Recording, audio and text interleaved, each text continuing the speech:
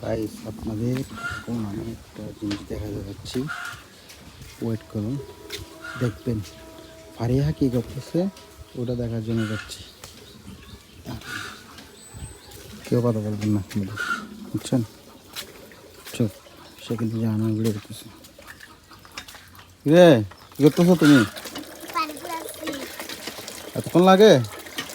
তুমি কীভাবে পানি পড়াচ্ছ? জগে করে কীভাবে? কিভাবে?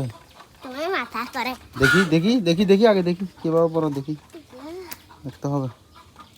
এভাবে প্রথমে আগে পানি পুড়িয়ে করতে হবে, তারপর বাড়িতে নিয়ে যেতে হবে, বুঝছো? কয়টা বোতল পড়ছো? 3টে বসছি, এটা 4টে পরে পড়ছো। পানি কিভাবে ডাবাইতে হয় একটু দেখো তো। এরকম টিউবওয়েল থেকে কে কে পানি নিছেন বা নিতেছেন অবশ্যই জানাবেন।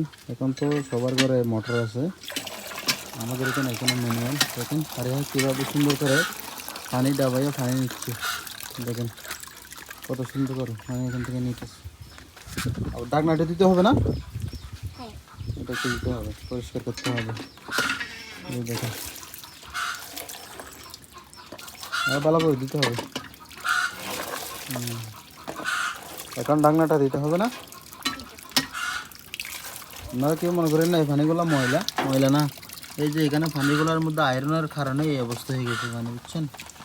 এই যে আয়রন বেশি এখানে, এই জন্য। এখন দেখো এদিকে দেখাও, পানি ভরে তুমি কি খুশি? হ্যাঁ, অনেক খুশি। বাই বাই বলো। Bye bye.